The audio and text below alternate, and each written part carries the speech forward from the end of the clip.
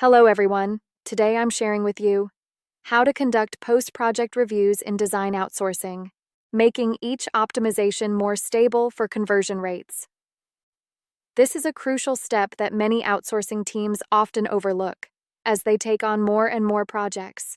Because the reality is often, the design is finished, the payment is made, and the next project begins. But looking back, it seems like every project is starting over. You might think it's because the pace is too fast, leaving no time for reflection. But the truth is, without post-project reviews, optimization relies solely on luck. First, the conclusion. Post-project reviews are not about summarizing emotions, but about distilling reusable judgments. Many people, when they think of post-project reviews, think, where did it go wrong? What were the client's difficulties? I'll pay attention to these next time. These are not effective post-project reviews. Truly valuable post-project reviews do only one thing: turn "why was this time ineffective into judgment rules that can be directly used next time." 2. Why are conversion rates always unstable without post-project reviews? Because you'll repeatedly encounter these situations. It seemed to work well this time, but it didn't work the next time. You changed some details, but couldn't explain why. Optimization without review and reflection is just feeling like you're improving, not truly controllable. 3. Outsourced design review. Never start with, how good does it look? This is the easiest step to go astray. This version is more sophisticated. That version is a bit messy. These statements won't guide future decisions. Design reviews must start with conversion-related facts. A truly useful, 4-step method for outsourced design review.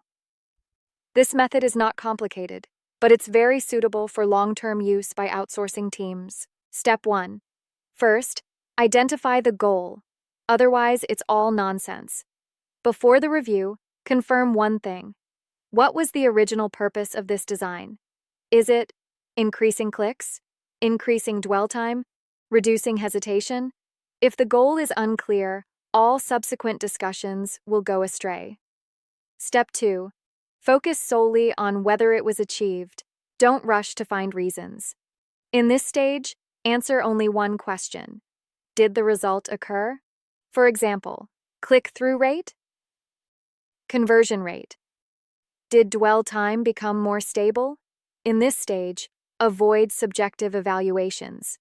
Acknowledge the result first, then discuss analysis. Step 3. Break down the specific points of effective, ineffective. This is the core of the review. You shouldn't break down the entire image, but rather, which type of information was reinforced? Which judgment point was brought forward? Which content, after being deleted, actually made things smoother? For example, the main image's selling points have been reduced from 3 to 1. The details page now prioritizes who is it suitable for. SKU comparison images are more intuitive. Focus on what changes were made rather than it feels better. Step 4. Establish rules for direct use next time. This is the most important and also the most easily overlooked step.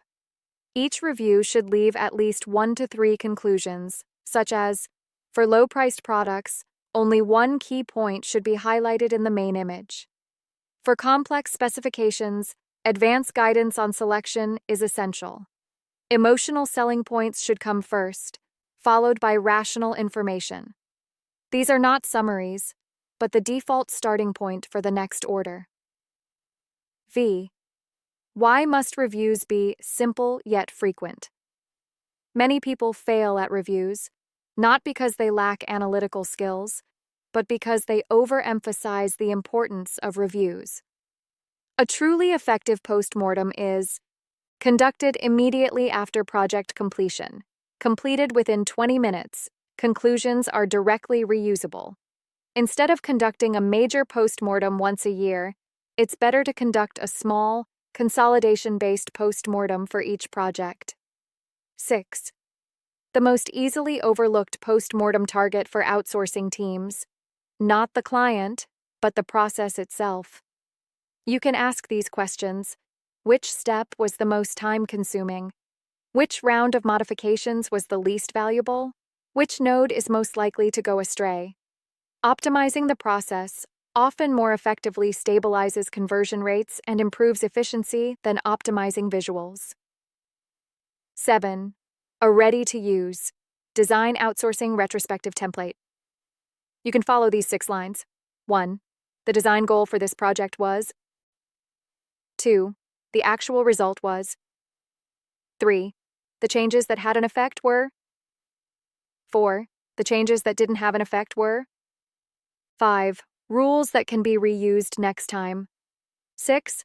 Things that will not be done next time. After writing these 6 lines, the retrospective is complete. A word of truth for those who want to make outsourcing a long-term capability. The real moat of design outsourcing is not how well you design now. It's, can you turn each delivery into a more stable foundation for the next? When experience is distilled into rules, conversion no longer relies on luck. In short, to ensure stable conversion with each optimization in design outsourcing, the key is not to revise multiple versions. Instead, clearly define the goals first, acknowledge the results first, break down changes thoroughly, solidify rules.